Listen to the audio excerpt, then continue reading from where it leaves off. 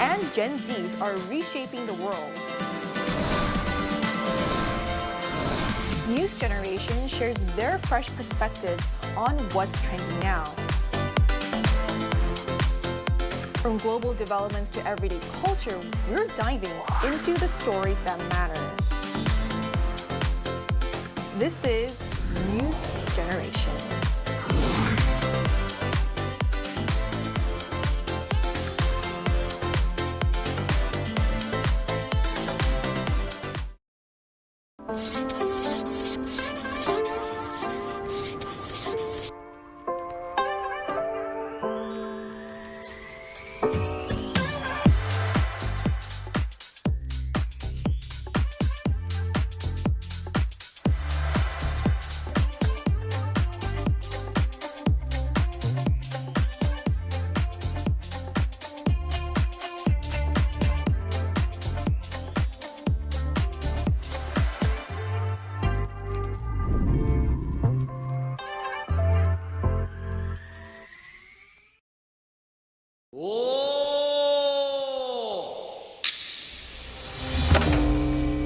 Global heritage will unite.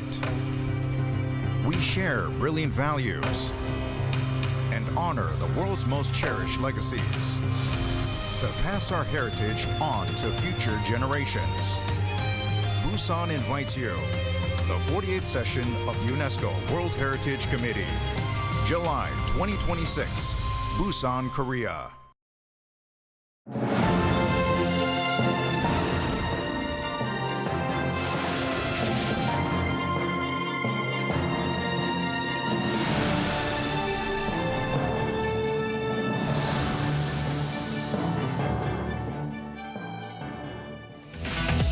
In our headlines on this Friday, January 30th, here in South Korea. Top trade delegates from Seoul, including Industry Minister Kim Jong-un and Trade Minister Yohan-gu, seek talks with the U.S. counterparts following Trump's social media post of a hike in tariffs on South Korea. Meanwhile, South Korea remains on the U.S.'s watch list of major trading partners whose currency measures call for closer attention. We tell you what this means. And here on the local front, Harold Rogers of e-commerce platform Coupang appears at the Seoul Metropolitan Police Agency this afternoon for questioning over the company's massive leak of customer data. South Korean trade officials are in the U.S. seeking talks with their counterparts there following a unilateral decision by the Trump administration to raise tariffs to 25%. Our Moon Hae-ryun has the latest. South Korea's top trade officials are mounting an urgent diplomatic push in Washington as the Trump administration signals it may reinstate steep tariffs on Korean goods. Industry Minister Kim Jong-un met U.S. Commerce Secretary Howard Lutnick on Thursday local time, though the two sides failed to reach an immediate agreement. Trade Minister Yohan-gu is due to meet U.S. Trade Representative Jamieson Greer on Friday, forming a coordinated response by Korea's trade leadership. The tariff threat appears to stem from U.S. frustration over delays in South Korea's domestic legislation tied to last year's trade deal and a $350 billion investment pledge. Minister Kim arrived at the Commerce Department around 5 p.m. and left about an hour and a half later, telling reporters the talks were extensive but inconclusive, with a follow-up meeting scheduled for Friday morning. Asked whether the tariff hike had been blocked, Kim said it was not a matter of having stopped or stopped it, adding that no final conclusion had been reached. Kim said he made clear that Korea remains firmly committed to implementing agreed investments, including the special investment bill, and sought to persuade Washington not to reinstate the tariffs. Trade Minister Ya, ahead of his departure, said the goal of the visit is to assess both the U.S. administration's stance and congressional dynamics, while seeking a reasonable solution to prevent the tariff hike. He plans to explain Korea's political situation and discuss broader trade issues, including digital regulation.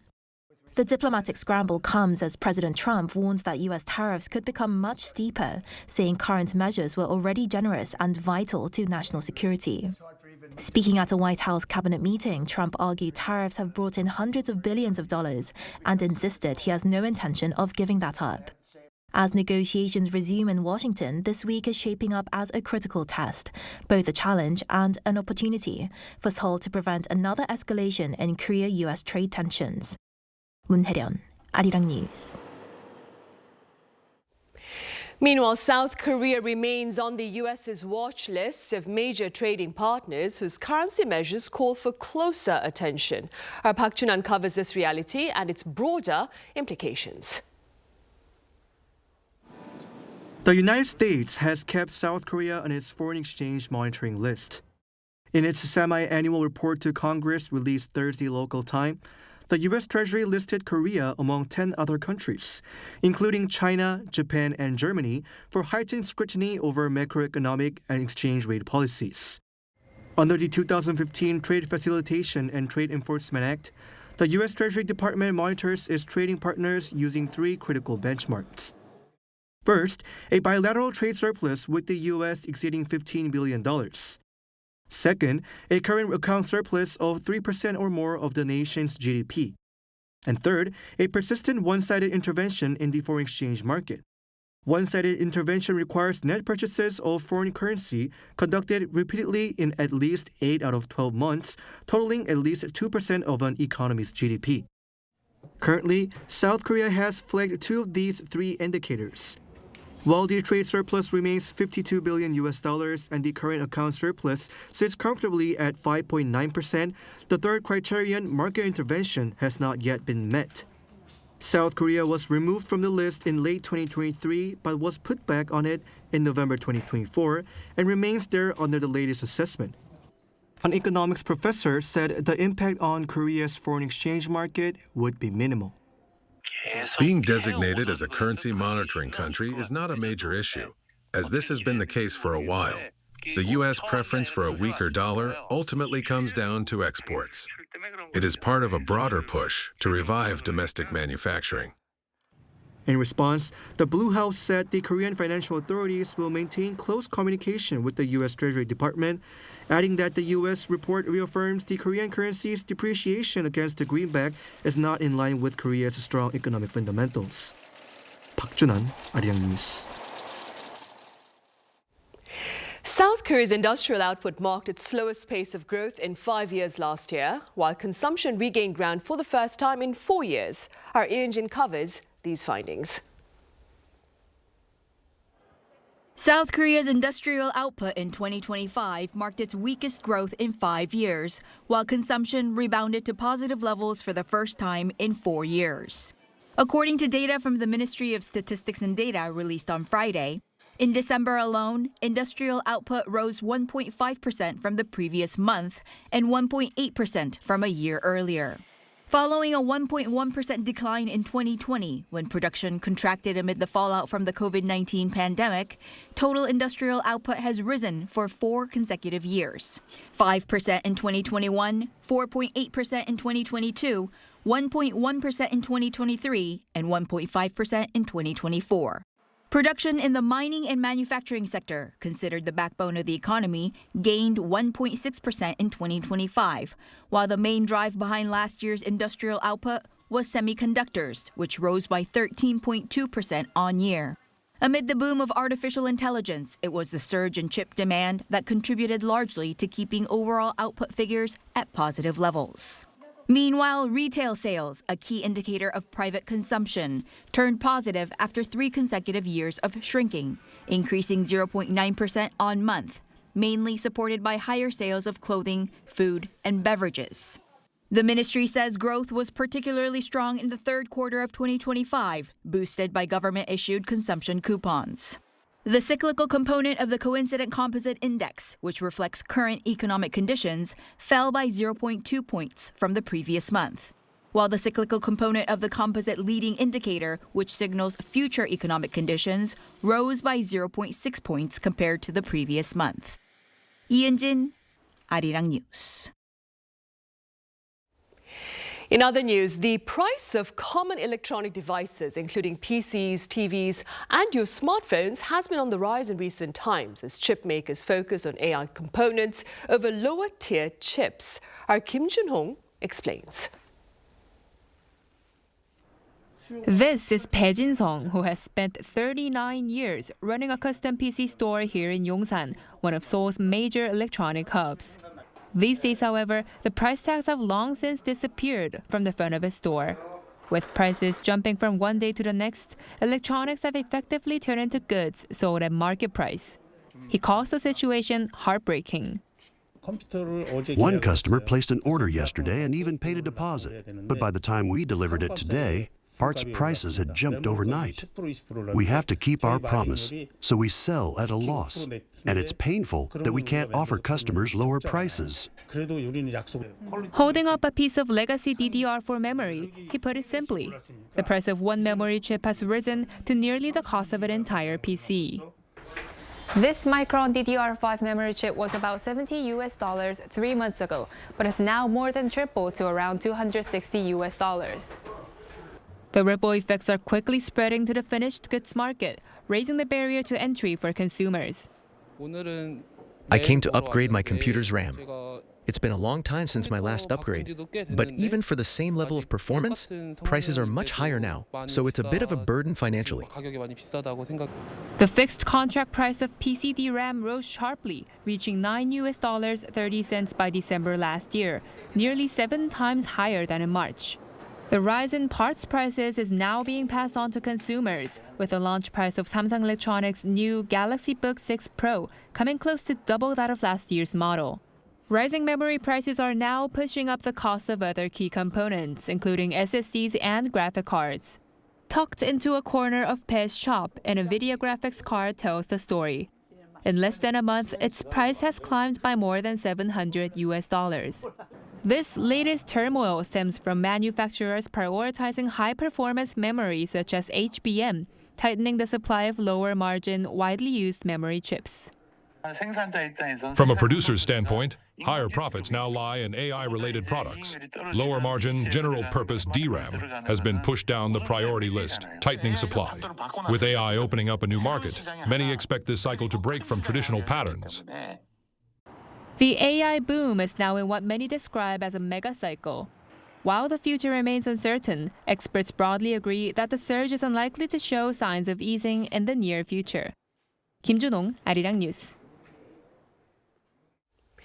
Meanwhile, President Lee Jae-myung believes entrepreneurship is key to expanding opportunities for future generations here in the country. Do take a listen. 우리 대한민국 국민들은 정말 뛰어난 역량을 가지고 있습니다. 교육 수준도 그렇고 또 성실함이나 또 집요함, 손기술, 그러니까 뭐 기능이죠. 또 사회적인 인프라, 모든 여건들이 아주 좋은데 전통적인 방식으로 평범하게 고용되는 일자리를 좋은 일자리를 만들어내는 건 한계가 있는 것 같습니다. These remarks were shared on this Friday at the Blue House during a strategy meeting on supporting startups. The president also maintained that deepening economic polarization had weighed on growth and narrowed job opportunities for the young.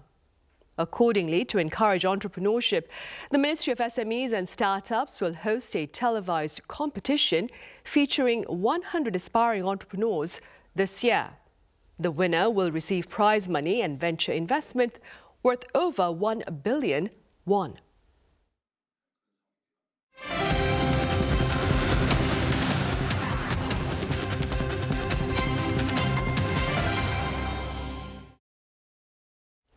Interim head of Coupang Korea, Rogers, appeared at the Seoul Metropolitan Police Agency earlier on this Friday afternoon amid allegations of evidence tampering and obstruction of justice. Now, this appearance is his first since the start of the investigation into Coupang's massive leak of customer data.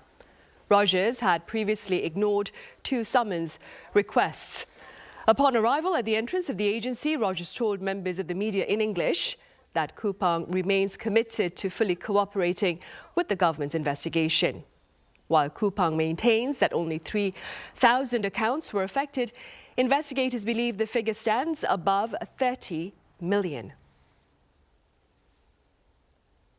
U.S. President Donald Trump says he asked his Russian counterpart Vladimir Putin to refrain from assaults on Ukraine for 1 week in light of the brutally cold weather there next week, with temperatures forecast to plunge to as low as -30 degrees Celsius. Our Lee Seung-jae reports. U.S. President Donald Trump says Russian President Vladimir Putin has agreed to pause attacks on Kyiv and other Ukrainian cities for 1 week due to extreme winter weather. Speaking during a televised cabinet meeting in Washington on Thursday, Trump said he personally asked Putin to halt strikes as temperatures across Ukraine plunge. He said Putin agreed not to fire on Kyiv and surrounding towns for a week, citing what Trump described as extraordinary cold conditions. And because of the cold, extreme cold, they have the same that we do. I personally asked President Putin not to fire on Kyiv and the cities and towns for a week during this. It's extraordinary. It's not just like cold, it's extraordinary cold, record-setting cold. Russia has not confirmed any such agreement. Trump did not specify when the pause would take effect, but temperatures in Kyiv are forecast to drop sharply starting Thursday night, with lows expected to reach minus 24 degrees Celsius in the coming days. However, Ukrainian President Vladimir Zelensky welcomed Trump's announcement, saying he expects Moscow to keep its word. Zelensky also thanked the United States for efforts to prevent further attacks on Ukraine's energy infrastructure, which has been repeatedly targeted during the winter months since Russia's full-scale invasion began in 2022. Thank you, America, for the efforts to halt strikes on energy. We hope the United States can make this happen. Zelensky added that Ukraine remains in contact with international partners about possible ceasefire talks, emphasizing the need for effective formats and concrete results. Diplomatic efforts are also continuing elsewhere. Russian President Vladimir Putin met with United Arab Emirates President Mohammed bin Zayed Al Nahyan in Moscow on Thursday, ahead of a second round of Ukraine-related talks scheduled to take place in Abu Dhabi. The UAE has emerged as a key mediator in the nearly 4-year war, having brokered multiple prisoner exchanges and recently hosted talks involving U.S., Russian, and Ukrainian officials on a U.S.-drafted proposal to end the fighting. A follow-up meeting is planned for Sunday, though it remains unclear whether U.S. officials will attend. Lee Seung-jae, Arirang News. Back on the local front, in our newscast yesterday, we highlighted the importance of a mindful approach to cooking and eating as encouraged by a Buddhist monk. Well, today we share with you the growing popularity of Korea's temple food among foreign diners here. Our culture correspondent Park Gon-woo files this report. Long preserved for centuries, Korean temple food is no longer enjoyed only by monks, but by food lovers from around the world. This growing interest can be partially seen at a temple cuisine restaurant in Seoul, operated by the Choge Order of Korean Buddhism, where reservations are often fully booked, including by visitors from abroad. Today, it's a little bit similar to Japanese traditional food, but also more it is Korean food. It tastes more some taste of kimchi. This a little bit spicy food, but it was very delicious, and yeah, I love this delicate taste of this temple food. Temple cuisine is also drawing strong interest from visitors outside of Asia. What I think about is that everything is made with a lot of consciousness. I think the idea of food and also of the connection to the rest of the world, that everything is connected. Yeah. But this temple food was first time, but we will take it with us, of course, this idea, and we'll look for any opportunity also in Germany. So it may seem like a lot of food and slightly different from what monks would normally eat in a single meal. But what we have here is a wide variety of traditional temple dishes. And one standout feature is that they don't use pungent vegetables, including garlic and green onions, nor do they use artificial seasonings. So let's give it a try.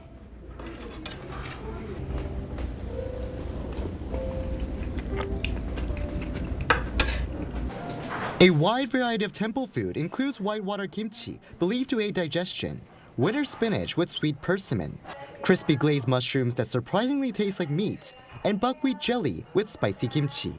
Bite after bite, slurp after slurp, diners keep tasting, some even lifting their bowls to finish every last drop. Thanks to its global popularity, temple food is also attracting more visitors from abroad, many traveling to Korea just to learn more about it. Building on this momentum, the Cultural Corps of Korean Buddhism is preparing to sign collaborative agreements to introduce temple food at prestigious culinary schools overseas, including the Culinary Institute of America. Temple food is becoming so important because people recognize simplicity and the power of it. In a world full of industrial, Western, processed food, we want a healthy body and a healthy spirit with a healthy community, so that we can co-create a healthy world. And I would hope that all types of cuisines and culinary schools work towards that objective. The Cultural Corps of Korean Buddhism even says reservations for temple food making classes are often fully booked weeks in advance. At the same time, the Choge Order of Korean Buddhism is pushing to have temple food listed as UNESCO Intangible Cultural Heritage. With tradition, philosophy, and growing global interests coming together, Korean temple food is now stepping onto the world stage. Park Gon-woo, Arirang News.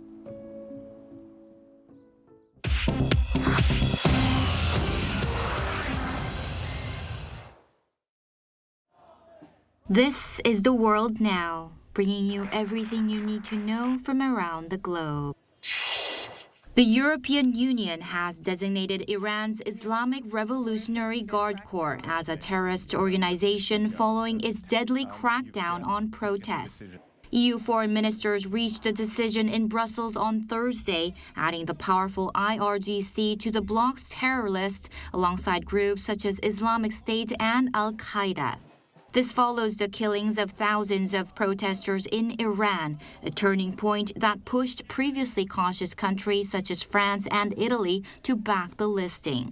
The EU also sanctioned 15 individuals and 6 entities, targeting Iran's interior minister, senior prosecutors, Revolutionary Guard commanders, and agencies linked to censorship, surveillance, and drone and missile development. Tehran called the EU's move a, quote, major strategic mistake.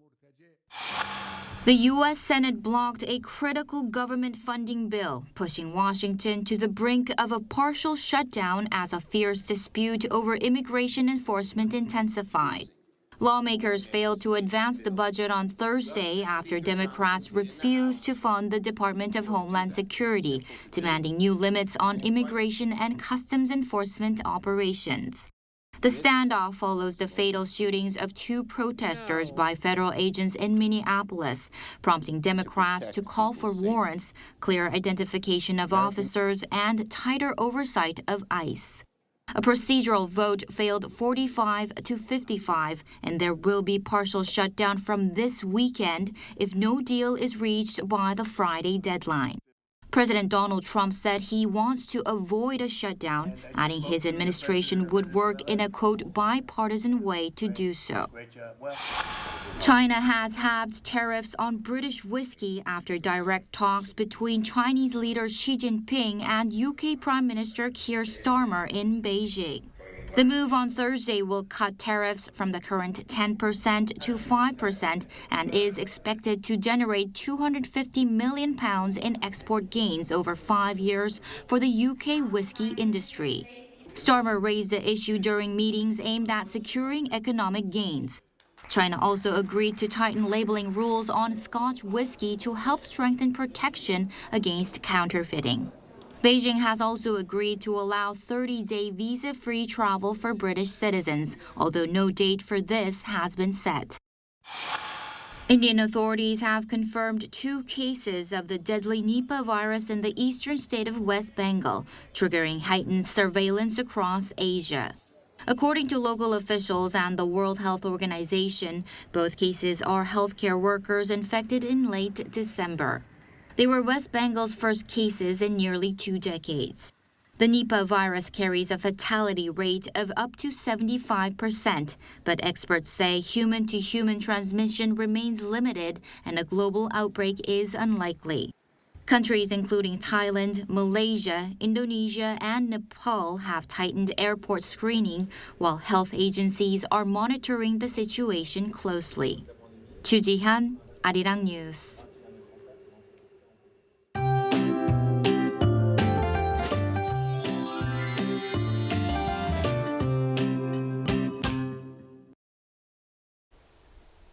Cold wave warnings and advisories are still covering parts of the central regions, 전라북도 and 경상북도 provinces.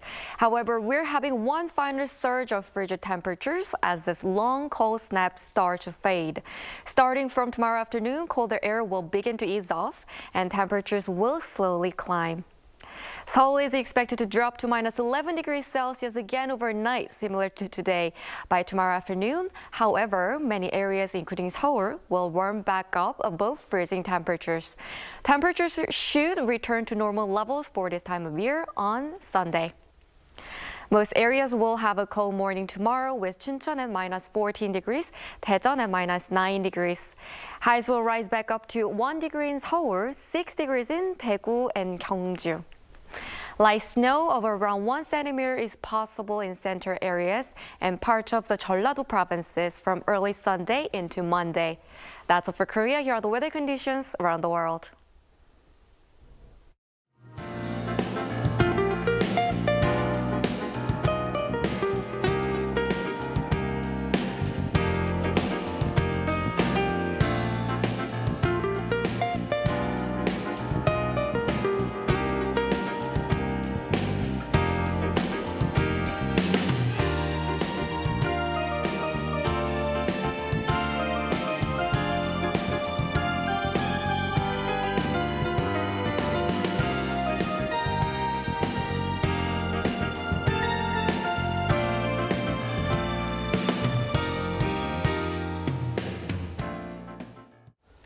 Those are the headlines at this hour here in South Korea. Coming up next is our daily panel session.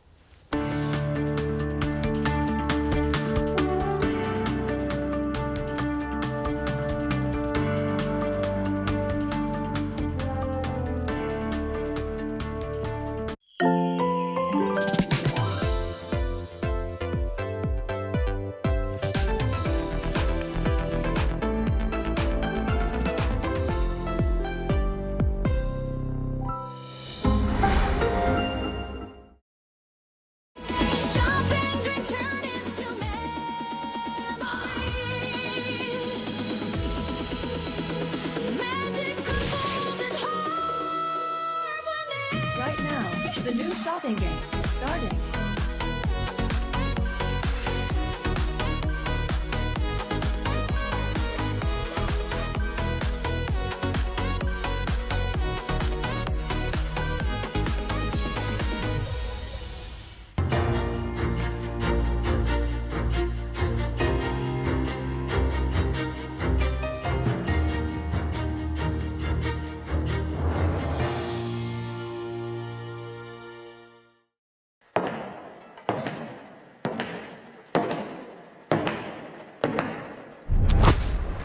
저는 만 5살에 바이올린을 시작했는데요. 바이올린 소리를 워낙 좋아했어서 그 특유의 따뜻함과 약간 사람의 목소리 같은 목소리를 갖고 있거든요, 바이올린이.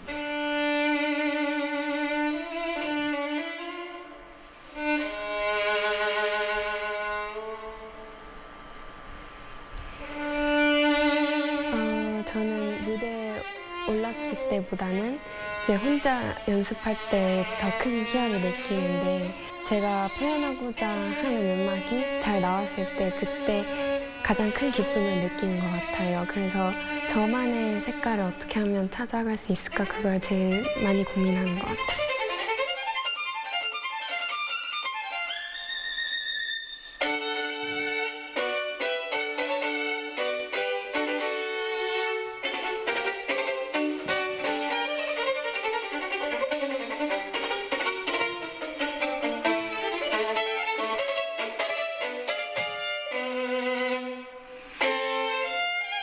아무래도 연습을 할 때는 이제 생각과 고민을 많이 하는 반면에 무대에서 연주할 때는 정말 머릿속을 비우고 아무 생각도 안 하려고 하는 것 같아요. 무대에서는 자유롭게 콩쿨 무대도 저만의 독주라고 생각하는 자세를 가지려고 하고 있어요.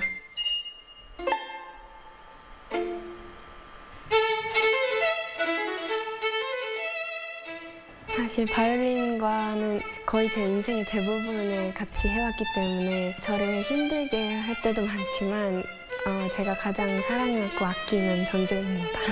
작곡가가 전달하고 싶은 메시지와 또 제 자신이 관객들에게 전달하고 싶은 메시지를 모두 다 설득력 있게 잘 전달할 수 있는 그런 연주자가 되고 싶습니다.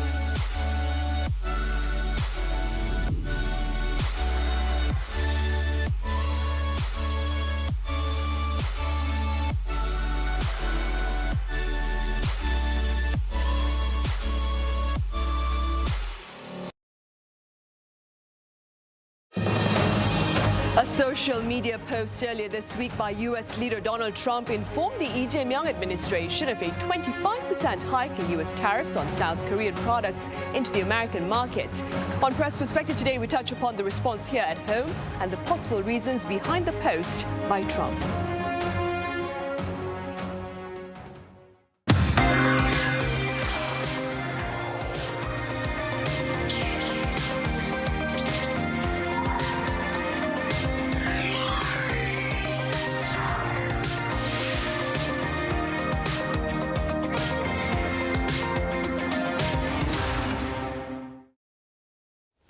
Hello and welcome to yet another edition of Press Perspective for this Friday, January 30th here in Seoul. I'm Min Sun-hee.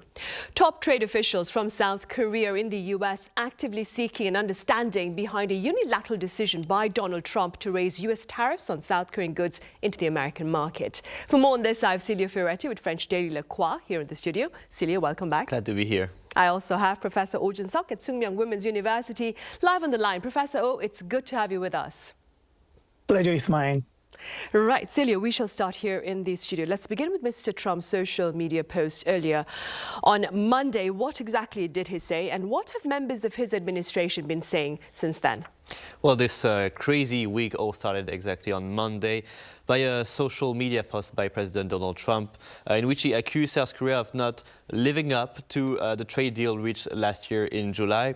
In that post, he announced a tariff on South Korean products raised from 15%, which then will reach to 25%, covering a broad range of products, automobiles, of course, pharmaceutical, lumber, and basically every Korean product, all reciprocal tariffs that are supposed to be in place. Trump argued that while the United States have moved quickly to lower its tariff, also it's kind of ironic because the U.S. tariff, were already close to zero from 2018. So he's living into his own world where he lowers tariff. He claimed that South Korea National Assembly has dragged its feet in approving the deal, and the message was blunt and consistent with his style, very sharp, and he threatened that if partners delay implementation of the deal, Washington will respond with economic pressure. Since then, members of the administration have taken a more measured take. U.S. officials have emphasized that tariffs are tied to implementation issues. It's not a breakdown of the alliance or the relationship between the two countries. There has been no indication that the deal itself is being scrapped, and the White House has left the door open for negotiation. But still, Monday here in Seoul, people were shocked that an ally country would do that to South Korea and break down the relationship in a really improvised manner through not through an official diplomatic channel. On the South Korean side, the officials say they were not formally notified by the White House and have called for urgent consultation with the country. Seoul has confirmed that its industry minister is traveling now to Washington to negotiate with Howard Lutnick, the Commerce Secretary in the U.S. And it really underscored that both sides are still engaged in negotiation, and we'll see how that goes along the next week. Right. Professor, as Celia mentioned, Trump is finding fault with the Korean legislature for allegedly failing to promptly pass the Korea-U.S. trade deal. What are your thoughts? Do you believe the parliament here has been dragging its feet? No doubt is government's decision and behavior should be based on legality, definitely. At least I know of Korea and the United States. But the legislative system is different. Korea has a statutory system, while the U.S. has case law. In conformity to the principle of a rule of law, not rule by man, in a statutory law system, public body cannot do without rule making. On the other hand, in a case law country like the United States, similar to a rule by doing, the revision and application processes seems faster. So this is the difference between rule first principle versus doing first principle. The U.S. Supreme Court, which is reviewing the constitutionality of the reciprocal tariff already imposed by Trump administration, is likely to issue a ruling. It is the case of the United States. I don't think Korean Assembly has been dragging its feet. However, it is also true due to the difference of legislative processes, people on the U.S. side might expect a quick action plan. As a token of sincerity, it might be more desirable for a Korean government to explain proactively and show the schedule, and then try to a gesture of explaining in advance of increasing diplomatic tension regarding implementing process based on mutual understanding. Japan and Korea has both agreed separate but somewhat similar trade framework deal with Washington last July. But in case of Tokyo, they implemented the agreement more quickly. It might be undesirable to expose to the risk of a backdraft held by Trump administration toward Korea's regulation on U.S. tech companies like Coupang continues to be a new issue, would be a trigger to escalate into a sudden trade conflict. Good relief is the U.S. Foreign Minister Seo-hyun is scheduled to visit to the United States to engage in diplomatic efforts to clarify during future negotiation by presenting specific processing schedule.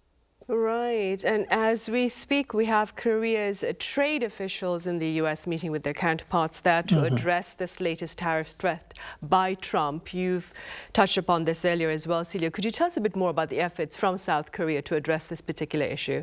In response to President Trump's tariff threat, the Yi administration has moved quickly on several fronts, both politically and diplomatically, to contain the fallout and reassure Washington.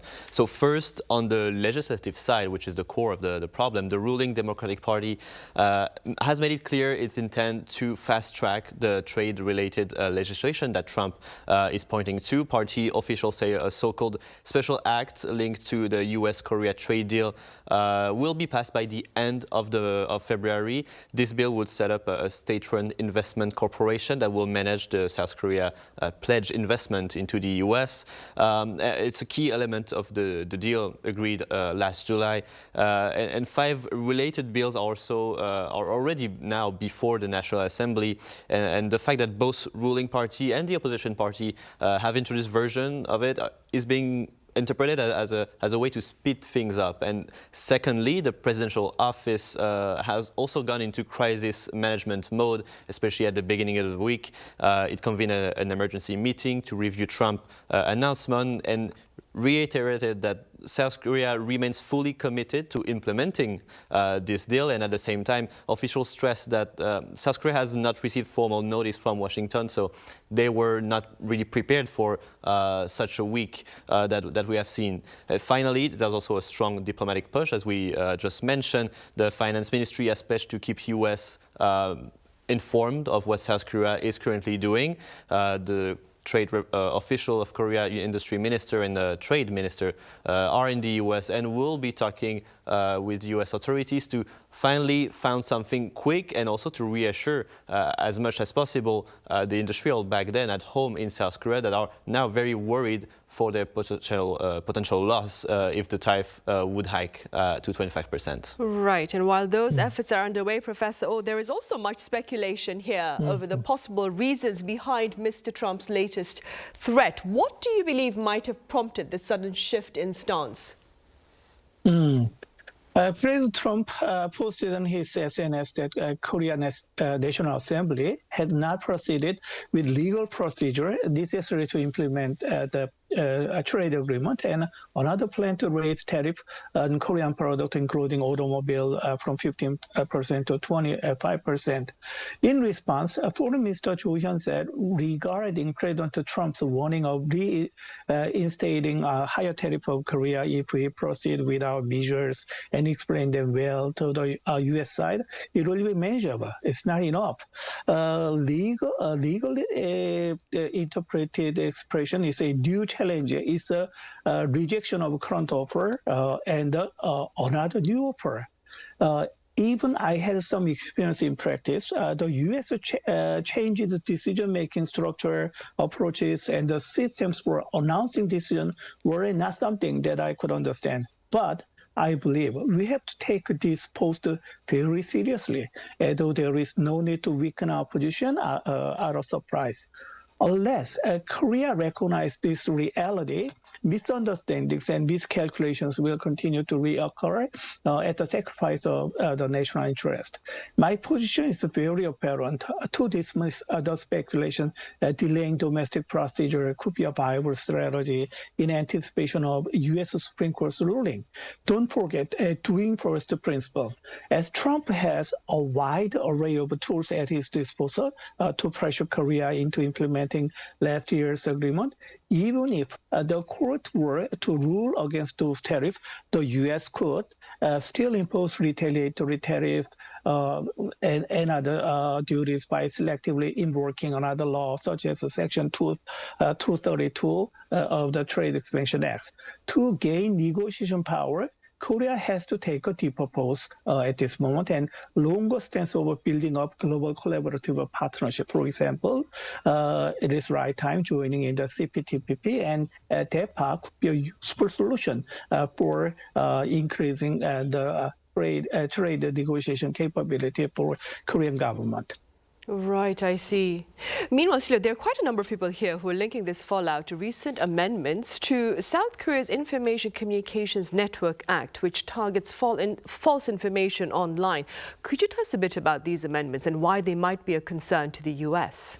Yeah, the debate centers on this recent change and proposed amendment to South Korea Information and Communication Network Act and related digital regulation, which are designed to crack down on false information online and strengthen oversight of digital platforms.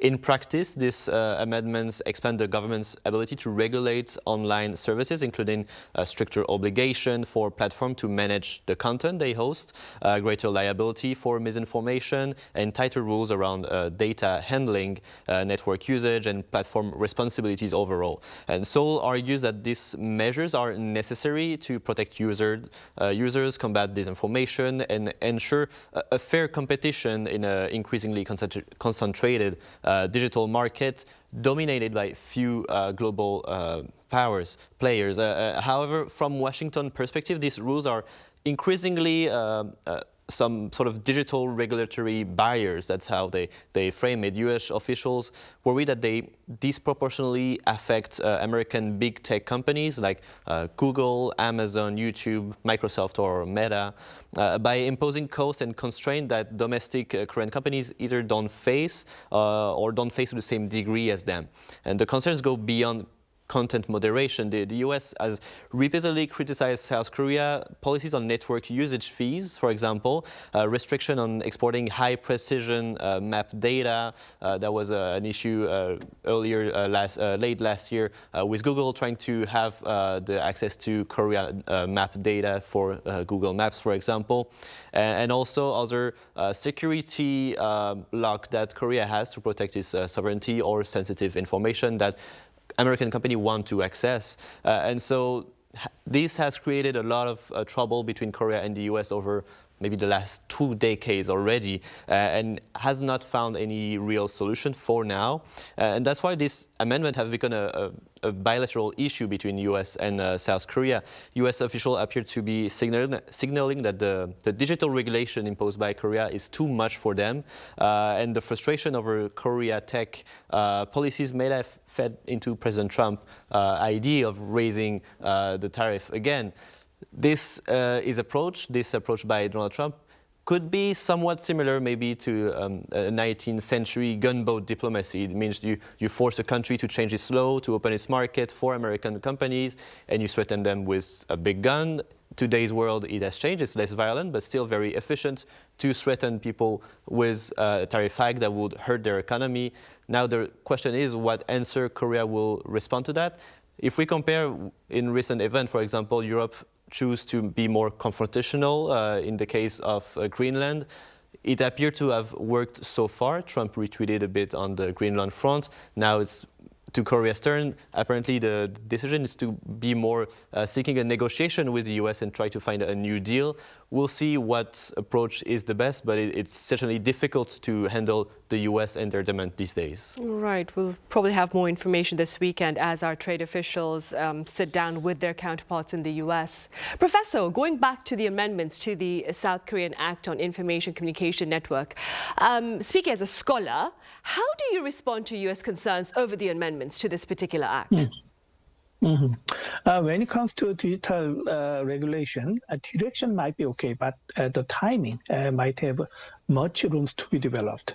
The amendment to the Information and Communications Network Act significantly strengthens penalties for the dissemination of false and manipulated information and holds platform operators responsible for deleting such information. However, the vague definition of false and manipulated information has drawn criticism for limiting freedom of expression, or it might be a violation under the rule of a fair competition in the market. The U.S. State Department expressed a serious concern regarding the bill, stating that it could negatively impact American online platform business, as Celio mentioned, Google or Coupang, undermine freedom of expression. The reason the U.S. is taking issue is primarily that American companies like Google and Meta could be regulated under it. It is called ring fencing, which is also considered to be a violation of national treatment principle of WTO. If the Trump administration takes a significant action in response to the concern raised by American companies, it could become a contentious issue not only between Korea and the United States, but also a global trade matter of WTO. The State Department expressed significant concerns over a recent past revision to a Korean law aimed at addressing false and fabricated online information, saying that it would negatively affect the U.S. online platform and undermine free expression. Secretary of State for Public Diplomacy, Sarah Rogers, also voiced concern over the revision in social media post in a public display of concern over the revision that struck worries about the possibility of a diplomatic trade tension between the two countries.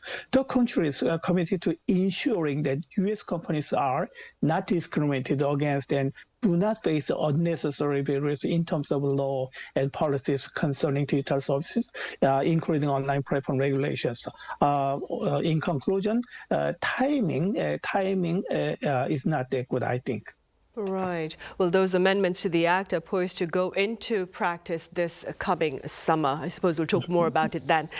Celia, let's move forward. The U.S. Federal Reserve has decided to freeze its benchmark interest rate. Could you tell us a bit more about the reasons behind this particular decision, despite the political pressure?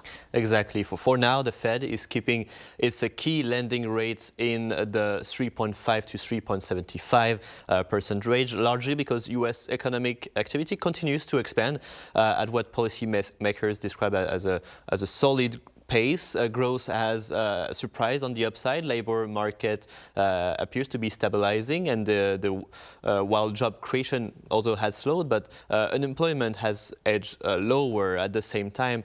Inflation remains above the Fed's 2% target, creating an ongoing tension between price stability and employment. And Fed Chair Jerome Powell made clear that the central bank is still assessing the impact of the 3 rate cuts delivered last year, with financial condition already looser and sign that the economy is regaining momentum. Policymakers judged that there was no urgency to move again at this meeting. In other words, the data gave the Fed enough confidence to pause and wait for chair signal. The decision also, as you mentioned, come into a whole scandal and trouble that a really unusually charged political environment in the U.S. Powell used the moment to strongly defend the central bank independence, especially as he faced criticism from President Trump over and have a federal investigation targeting him over cost of a renovation of the central bank and some criticism during his testimony. Powell has argued that the monetary policy must remain insulated from political pressure, especially from the White House, to preserve credibility and a long-term economic stability for the U.S. Despite these 2 dissenting votes in favor of an immediate cut, the broader message from the Fed is continuity of the current economy. Rate reduction may still come later this year, but only if inflation continues to cool and the labor market weakens further. Right. Professor, as Celia mentioned, Mr. Trump has been very vocal about his support for lower interest rates. What are the risks and rewards, if you will, of lower interest rates by the Federal Reserve? Precisely speaking, Trump has repeatedly urged Powell to cut the short-term interest rate that the central bank controls. In this sense, a short-term interest rate is a policy rate or reference rate. But long-term rates on things like mortgage, auto loans, and credit cards are largely set by market force, cannot be controlled by policy. And in recent weeks, fears that Trump's sweeping tariff could raise inflation, along with the administration's threat to the Fed's independence, have led markets to push those longer-term rates higher. It is not clear that the Fed can fully reverse those trends by itself. Simply speaking, risks would be a ballooned inflationary pressure, which is getting harder to control. Reverse would be bust up and then start up the consumption in the market, igniting the economic cycle. If I were in the monetary policy making position, as Sonny commented, that keep interest rate as it is. That is the best policy, I might say. The Fed typically reduces its rate during an economic downturn to encourage more borrowing and spending, and raising it to cool the economy and fight inflation when prices rise. President Donald Trump is badgering the Federal Reserve to cut interest rate, but even if the Fed gave in to the pressure, it wouldn't necessarily lead to lower borrowing costs for consumers. Trump's ongoing attack on Fed Chair Jerome Powell and his tariff policy could keep long-term interest rate that matter for the consumers and business higher than they otherwise would be. In extreme case, a so-called the dichotomy of long-term and short-term bond market, which means long-term rate cannot be linked with short-term interest rate. A less independent Fed can lead over time to higher borrowing costs caused as investors worry that inflation may spike in the future. The fluctuation expanded, and then as a result, they demand higher yield to own treasury security, which might be a cause of another financial crisis. I see, which is why the Federal Reserve for now is taking a cautious stance. All right, Professor, on that note, we'll end today's talk. As always, thank you so much for your insights today, Professor Oh. The pleasure is mine. And Celia here in the studio, thank you very much for your time and thoughts. Right, this ends this week's editions of Press Perspective. Thank you for watching. Have a great weekend.